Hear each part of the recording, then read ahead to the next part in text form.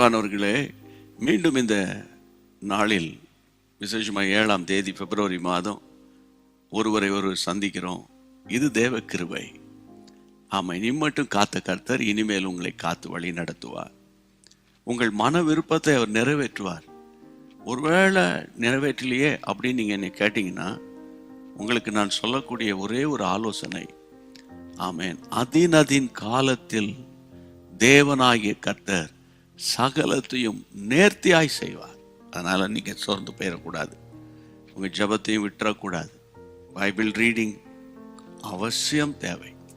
கர்த்தரோடு கூட வாழ உங்களை அர்ப்பணிச்சிருங்க. அதுக்காகத்தான் அனுதினமும் ஆவியானவரோடு என்ற இந்த செய்தியை ஜெபத்தோடு தீர்க்க தரிசன பார்வையோடு உங்களுக்கு நாங்கள் வழங்கி கொண்டிருக்கிறோம். பிரியமானவர்களே, நேற்று வாசித்த வசன நினைவு இருக்கா?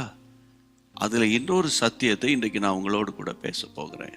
ஏசாயா 4ஆம் அதிகாரம் 3ஆம் வசனத்தில், சீயோன் குமாரத்திகளின் அழுக்கை கழுவி நியாயத்தின் ஆவியினாலும் எருசலேமின் இரத்த பழிகளை அதன் நடுவிலிருந்து நீக்கி விடும்போது, நியாயத்தின் ஆவி, நியாயத்தின் ஆவி. ஐயா, நியாயம், அதுக்கு எதிர்ப்பதான அநியாயம். இந்த உலகத்தில் நிறைய விஷயங்கள் நியாயமாக நடக்கலை. உண்மையாக ஒரு மனிதன் ஒரு அலுவலகத்தில் வேலை பார்க்கறது ரொம்ப கஷ்டமாக இருக்குன்னு சொல்கிறாங்க. ஆனால் பைபிள் சொல்லுது, உண்மை உள்ள மனுஷன் பரிபூர்ண ஆசீர்வாதங்களை பெறுவான். நம்ம உண்மையாக இருக்கணும்னு நினைக்கும் போது அங்கே சாத்தான் பல போராட்டங்களை கொண்டு வருகிறான். இன்றைக்கு வழக்கு மன்றத்தில் நிறைய வழக்குகள் நிலுவையில் கிடக்கிறது. வரவேண்டிய சொத்துக்கள் வரவில்லை, வரவேண்டிய ஆசீர்வாதங்கள் வரவில்லை, கைக்கு வர வேண்டிய பணம் வரவில்லை. அநியாயமான சாட்சிகளை எழுப்பி சொத்துக்களை அபகரிக்கிற ஒரு உலகத்தில் நம்ம வாழ்ந்துட்டு இருக்கிறோம். ஆனால் ஒன்று மட்டும் உங்க மனதில் வைத்துக் கொள்ளுங்க, நம்முடைய ஆண்டவர் நீதி உள்ள நியாயாதிபதி. அவர் உங்கள் விஷயத்துல நியாயம் செய்வதற்கு ஒருவேளை டைம் எடுத்துக்கொள்வார். ஆமேன். பைபிள்ல லூக்கா 18ஆம் அதிகாரத்தில் அழகாய் ஆண்டவர் சொன்னார், தம்மை நோக்கி இரவும் பகலும் கூப்பிடுகிறவர்களாகிய தம்மால் தெரிந்து கொள்ளப்பட்டவருடைய விஷயத்தில் அவர் நீடிய பொறுமை உள்ளவராயிருந்து சீக்கிரத்தில் நியாயம் செய்வார், சீக்கிரத்தில் நியாயம் செய்வார். இது ஆவியானவருடைய காலம். நிச்சயமாய் அவர் நியாயத்தின் ஆவியானவர். ஆமேன். உங்கள் பக்கமே கர்த்தர் நிற்கிறார். தைரியமா இருங்க. எனக்கென்று யாரும் இல்லை, பரிந்து பேச யாரும் இல்லை, பணமும் இல்லை, ஒன்றும் இல்லை.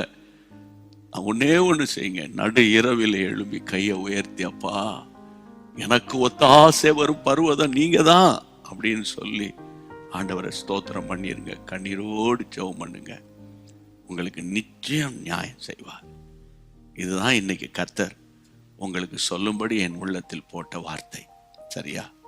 அப்படியே நம்பிக்கையோடு ஜெபம் பண்ணுவோமா? பரிசுத்தமுள்ள நல்ல ஆண்டவரே, உடைய இரக்கத்தினாலும் கிருபையினாலும் ஆண்டவரே, நீர் என் உள்ளத்தில் போட்டதை உடைய பிள்ளைகளுக்கு சொல்லிட்டேன். உம்முடைய பிள்ளைகளை தைரியப்படுத்திட்டீங்க. அநியாயமாய் உம்முடைய பிள்ளைகளுக்கு விரோதமாய் எழும்பி இருக்கிற ஆண்டவரே, தேவையற்ற ஆண்டவரே வழக்குகளில் இருக்கிற, கோர்ட்டில் இருக்கிற வழக்குகள் எல்லாம் டிசால்வ் ஆகட்டும், எல்லாம் ஆண்டவரை டிஸ்மிஸ் ஆகட்டும். உம்முடைய பிள்ளைகளுக்கு விரோதமாய் உருவாக்கப்பட்ட எல்லா ஆயுதங்களும் வாய்க்காமல் போகட்டும். ஆச்சரியமான தகவல் உம்முடைய பிள்ளைகள் கேட்க போறாங்க.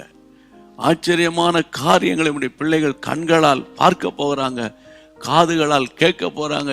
அது உம்முடைய பிள்ளைகளுக்கு கண்களுக்கு அது ஒரு பூரிப்பாக இருக்க போகிறது. Thank you Lord, thank you Holy Spirit of God. ஒவ்வொரு குடும்பங்களை இப்பொழுது பலப்படுத்துகிறேன்.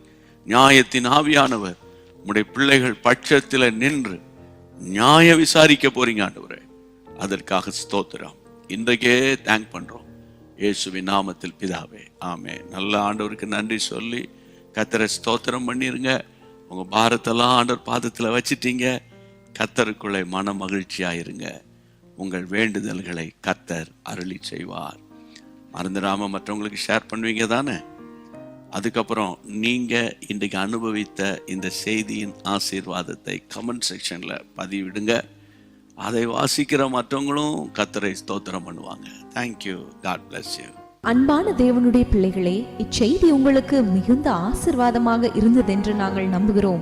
தொடர்ந்து எங்கள் செய்திகளை கேட்டு கர்த்தருக்குள் ஆசீர்வதிக்கப்பட ஜீசஸ் மீட்ஸ் மினிஸ்ட்ரீஸ் என்கிற எங்கள் யூடியூப் சேனலை சப்ஸ்கிரைப் செய்யுங்கள். மேலும் உங்கள் ஜெப உதவிக்கு எங்களோடு நீங்கள் தொடர்பு கொள்ள வேண்டிய தொலைபேசி எண் 9842252836 மற்றும் 7299546363. Email gpsrobinson@hotmail.com. கர்த்தர் உங்களை ஆசீர்வதிப்பாராக.